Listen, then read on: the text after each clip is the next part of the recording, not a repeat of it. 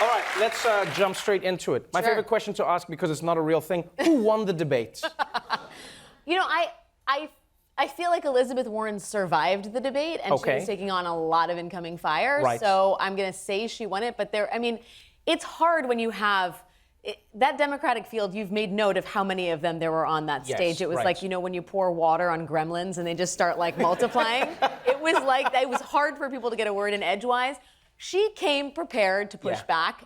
I thought she got a lot more fire than she would, given the fact that technically Joe Biden, up until a few days ago, is the guy that's been leading in the polls. Right. What was amazing about the debate is how little he seemed to matter to the rest of the field. Joe Biden didn't get any of the incoming fire that Elizabeth Warren got. He almost got no attention from the rest Is that of a the bad field. sign? Yes, almost? I think Because if you're Joe means, Biden... Yeah, because that means the other people don't think you're a threat, which means you're not a threat. Yeah, I mean, I think it is a gift and a curse, to paraphrase Jay-Z, to be in the hot seat, right? Elizabeth Warren likes being acknowledged as a front runner. She doesn't like taking on all the criticism that she got, I'm sure. Joe Biden, I'm sure, wishes a little bit more of that fire was coming his way. It was a remarkable turn of events given where we were in the last debate. Any standouts? There's always a debate moment where someone goes, wow, this was the moment where you got that little 2-3% bump that could be the difference later on in the race. Between being a 1% candidate and a 4% yeah, candidate, it makes which a matters difference. at this point. I think, you know, with Biden's descent, I think, at least narratively, there is an opening for a centrist moderate candidate. And you saw a lot of energy being put forth by Amy Klobuchar and Pete Buttigieg tonight. They came with a lot of, I don't know, maybe paprika on their oatmeal today at breakfast, because they were ready to go. And they kept on saying, like, the Midwest, as somebody from the Mid, as somebody, like, they kept on... Centrism, middle of the country, middle of the road, I'm not crazy. Right. And that was basically the subtext of every one of their answers. Like, they're cray, I'm not, vote for me, because we need someone who's not cray and gonna win. Right. And I think that they had added momentum tonight precisely because Biden is bruised at this moment. When you watch these debates, I mean, it's 3 hours of all of these people on stage putting forth their ideas. They're going back and forth. What was interesting is everyone was going back and forth. And every time Cory Booker would speak, he'd be like, guys, we shouldn't argue because the president likes this and it's bad. But I was like, but that's a debate. That's what a debate is. Right. I thought that was hand-wringing was so weird. People were getting like he kept on saying faux offended. Yes. Like they were just like, this is like, don't speak to me in that tone of voice. Right. And it was like, did you get the memo that the point of this is to speak to each other in that tone of voice? I mean, I do think that there is an emotional battle unfolding inside the Democratic Party today, which is how do you lead the country forward? What does this party stand for? And it's a big playing field between the center of the party and the left flank of the party. And that needs to be litigated. And that's what this primary is about. So yeah, people should disagree, because at the end of the day, there needs to be someone that represents the Democratic Party, and we don't know where the party is right now. It's interesting that you say the left flank specifically, because just today, like there's news that's come out that AOC plans to endorse Bernie Sanders and appear with him at a rally in Queens, New York on Saturday. That is pretty big. AOC is I thought it was going to be Lizzo. He was like, there's going to be a special guest. I was like, no. I mean, AOC is cool too, but she does who's not. Who's going to move those she doesn't votes? rap. She doesn't rap. I get it.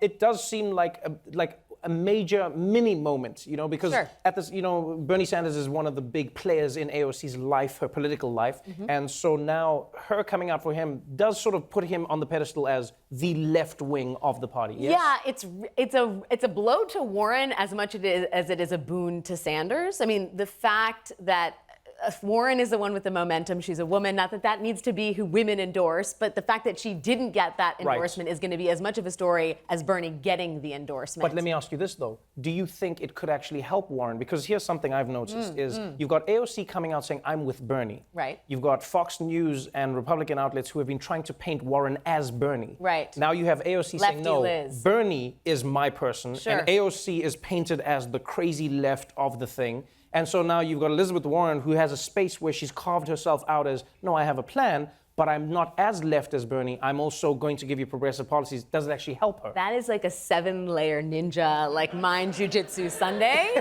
And I appreciate it, Trevor. I think she's probably more just like bummed that she didn't get AOC's endorsement. But I mean, I think probably there's some like residual after effect that is positive for her.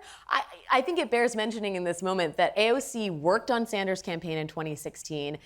The reason she ran for office in 2018 is because she was recruited by a group that grew out of Sanders' campaign. So she clearly feels some affinity there, and maybe, I don't know, he promised her a vice presidency. I don't know what was in the bag to sweeten. I'm kidding about that. I don't have any reporting to suggest that they're running together, although he would have to pick someone pretty young. So all of that is to say, I think it's a good and important thing for Bernie to get that endorsement, as there are a lot of doubts about his staying power in the race right now. So the debate is done. We just watched the fourth debate. Are Americans learning anything from these debates? Is the needle being moved in any particular direction, or has it just become rhetoric? Like when you're watching, just as an observer who is both, you know, in the world of news, but also as somebody who's just involved in politics and as an American, are you watching that going, that does change my mind, or that actually would move the needle? You know, I think this debate these debate series are getting dinged for being, you know, the too many gremlins on stage, et cetera. I'm dinging them myself.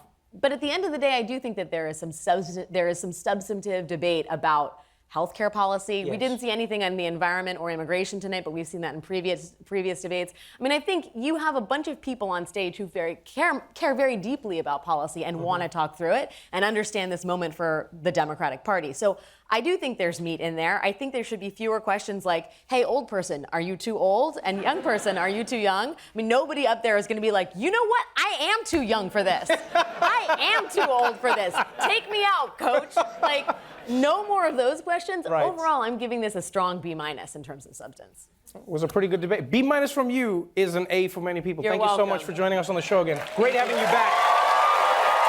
The Circus airs Sundays at 8 p.m. on Showtime. It's a really fun show. Alex Wagner, everybody.